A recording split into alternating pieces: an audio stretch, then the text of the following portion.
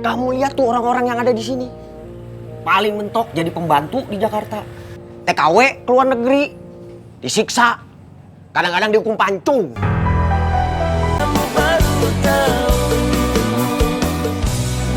Ayo Pak, Bapak duduk dulu di sini. Ya. Ya, makasih. Sebentar ya Pak, Dede siapin dulu. Iya. Deh, bagaimana kabarnya Mak? Sehat?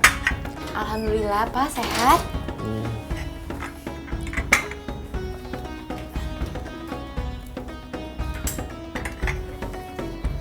Jadi bukain dulu Pak.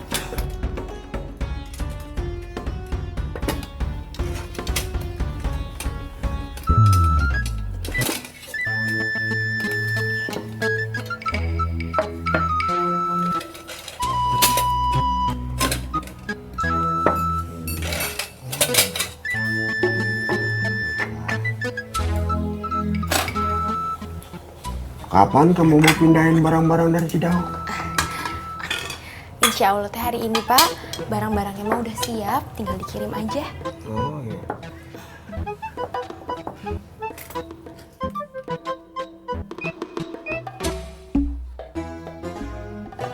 Cukup.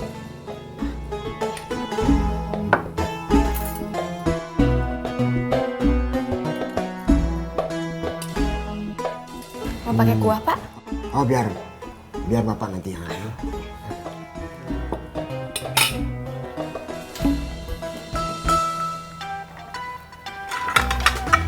Wah, Pak, udah disiapin. Bapak mau dibuatin kopi apa teh? Oh boleh, teh saja. Oh ya, bentar ya Pak. Ya. makan siang teh Bapak mau dimasakin apa sama Dedeh? Sarapannya saja belum selesai. Masa sudah mikirin makan siang?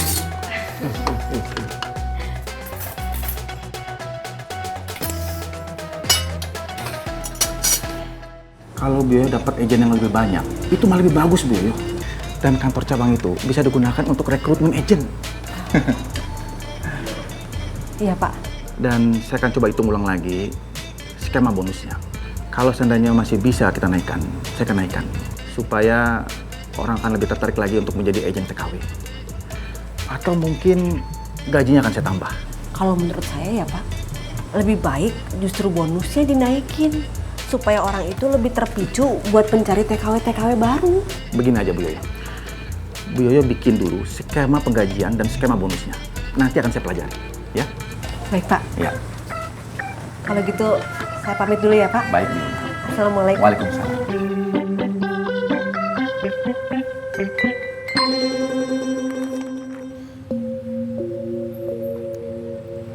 Kita nungguin Mams dulu ya Paps. Ya kamu sekarang beresin aja baju-baju kamu. Nanti Mama pulang kita pamit. Paps, aku nggak mau pulang ke Jakarta sama Paps.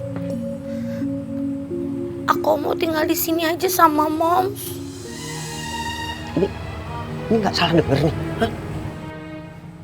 Kamu mau tinggal sini? Nggak salah denger apa? Ini teh dusun, ya, terbelakang. Kamu lihat tuh orang-orang yang ada di sini. Paling mentok jadi pembantu di Jakarta. TKW ke luar negeri. Disiksa. Kadang-kadang dihukum pancung. Mau jadi kayak gitu? Hah? Mau? Udah sekarang beres-beres baju, cepet. Cepet, Tut. Yuk, Paps.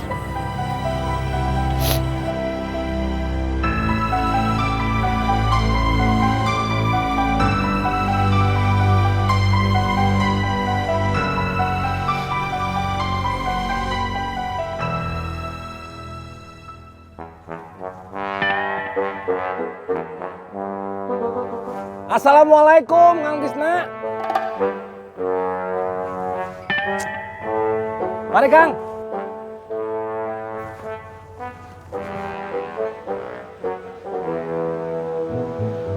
Berapa coba umur kamu sekarang teh? Baru 18 tahun, Bu.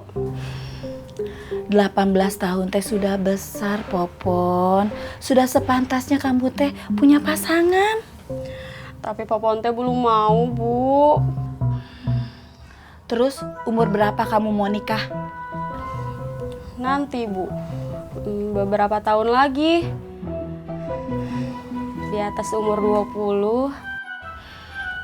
Kalau nanti akhirnya nikah juga, kenapa mesti ditunda? Oh, kamu nggak mau nikah ya? Kayak orang-orang di kota gitu?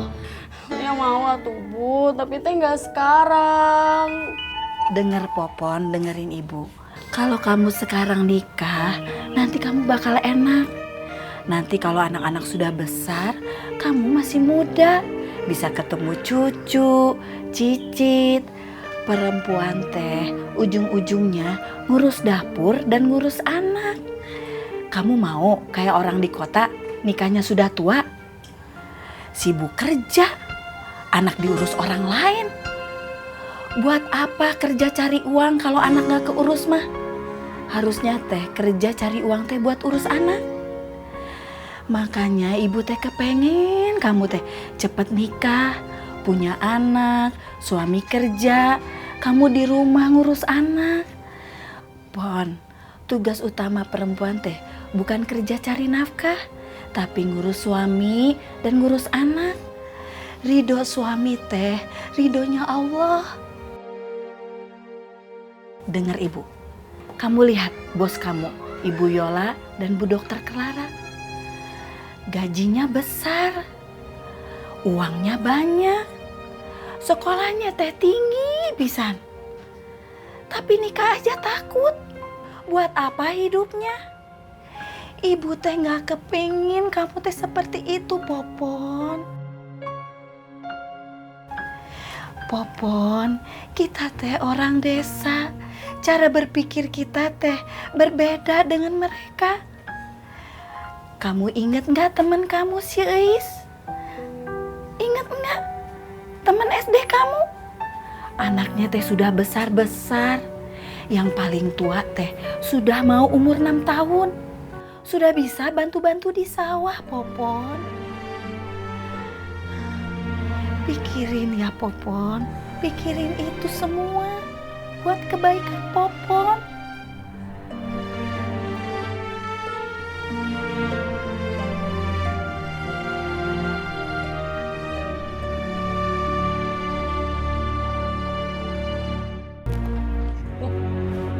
Kamu kayak mau kondangan aja, Kum, rapi bener.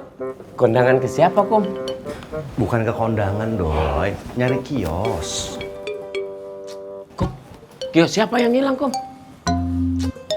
Bukan kios hilang, Doi. Tapi mencari kios untuk disewa.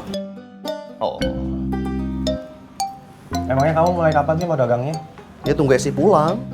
Ya ampun, Kum. Maintasnya masih lama bener. 6 bulan lagi. Ya kan tidak bisa sembarangan, Ceng. Apa-apa, Ceng. Semuanya kan harus dilihat dulu, dipersiapkan dulu. Berapanya, bagaimananya. Yuk. Nggak muat bertiga, Kum. Kan ada motor kamu, Doi. Oh iya, lupa saya, Kum. Sini saya bawa. Jangan, Ceng. Saya mau pakai dulu buat nemenin Akum. Saya boncengin kamu, Melehoy. Iya, saya kan mau jalan sama Akum. Iya, kita jalan, kita ikutin Akum. Oh, bilang dong, Ceng. AO. Mana kuncinya? Kunci apa? Kunci rumah saya? Ya kunci motor, Doi. Buat apa saya minta kunci rumah kamu? Ya buat masuk ke rumah saya. Ini kan rumahnya Akum. Ya makanya saya bingung, Ceng. Kamu mau minta kunci rumah saya? Ceng, itu kuncinya, Ceng. Di meja. Cepetan, Doi. Ayo, Ceng. Kamu bawa. Ceng. Saya yang bawa. Apanya? Biskuitnya. Ya buat perjalanan. Kan yang boncengin saya, Doi. Iya, saya kan ini di belakang, Ceng. Kamu dari depan sini, Ceng. Kamu mah ngapa-ngapain marah terus. Naik motor marah, makan biskuit marah. Bingung saya, Ceng. Kenapa sih motor harus pakai kunci? Kan jadi ribet. Coba kalau nggak pakai kunci kan bisa langsung jalan, cepet. Kalau nggak pakai kunci, sepeda namanya. Sepeda kan nggak ada mesinnya, Ceng. Iya makanya pakai kunci karena ada mesinnya. Rumah nggak pakai mesin ada kuncinya.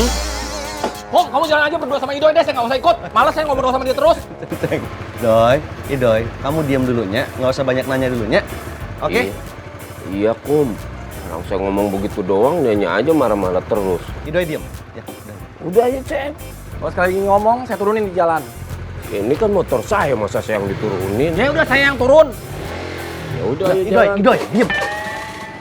Iya, Kum.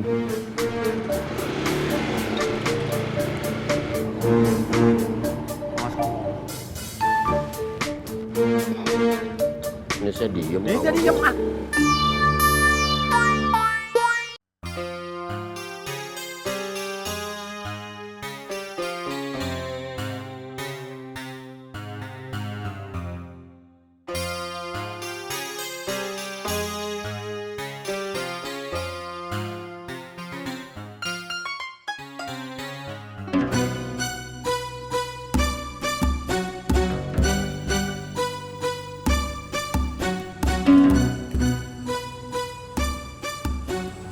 Assalamualaikum.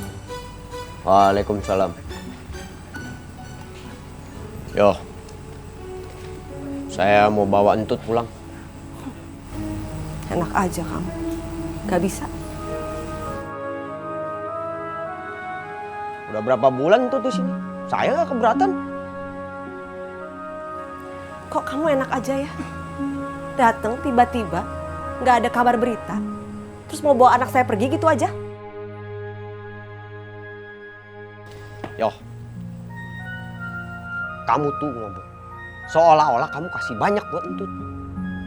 Saya yang ngerawat Entut dari bayi, bukan kamu, Yo. Karena kamu bawa Entut pergi dari saya dan saya nggak tahu Entut ada di mana. Saya teh datang ke sini baik-baik, ya, nggak mau cari ribut. Entut udah lama di sini, udah lebih dari 6 bulan.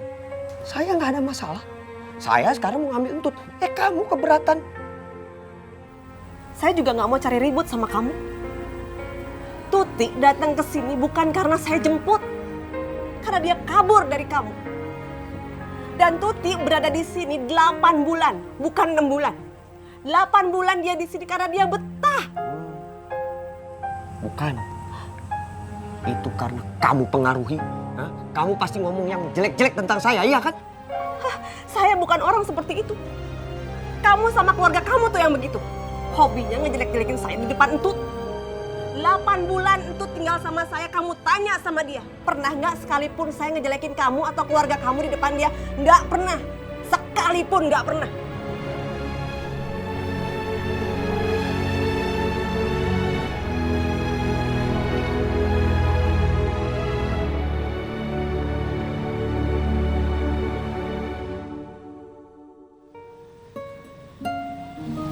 Kamu tuh jahat. Kamu sadar gak kalau kamu tuh jahat? Kamu misahin saya dari anak saya. Terus kamu bilang sama anak saya kalau saya meninggal. Tapi Allah punya rencana lain. Kamu bisa melakukan apa aja buat misahin saya sama Tuti. Tapi Allah memberikan longsor di Cibarengkok buat mempertemukan saya sama Tuti. Harusnya kamu sama keluarga kamu tuh sadar dan bisa berpikir bahwa masih ada Allah di atas sana. Kamu pikir dengan uang kamu, dengan harta kamu, kamu bisa atur semuanya gitu? Kamu bisa beli semuanya? Enggak. Enggak pernah kepikir sama orang lain, sama semua orang yang di sini juga enggak pernah kepikir. Belasan tahun saya terpisah dari Tuti, tiba-tiba dia datang ke sini, dia ketuk pintu rumah ini. Tuti enggak tahu seperti apa wajah saya. Tapi kamu tahu, ketika kami saling memandang, rasa cinta itu muncul. Rasa sayang, rasa rindu, rasa saling memiliki. Seperti sudah mengenal lama itu muncul karena memang saya ibunya. Dia lahir dari rahim saya. Belasan tahun kamu bawa Tuti pergi dari saya. Sekarang Tuti baru hidup sama saya 8 bulan. Berani-beraninya kamu ambil dia dari rumah ini tanpa izin ya. saya. Kemanapun kamu akan Ya, saya ya. cari dan saya akan buat kamu menyesal. Ya. Saya bapak. Saya berhak ambil Tuti kapan saja saya mau. Tanpa izin dari kamu. Ambil kalau berani, ambil! Kamu tahu, kamu bawa Tuti belasan tahun dari saya itu karena kamu paksa. Tuti datang ke sini, datang ke saya itu karena cinta. Nggak pernah berubah kamu ya. Belasan tahun, kelakuan kamu tuh sama aja. Nggak tahu sopan santun kalau datang ke rumah orang. Ya.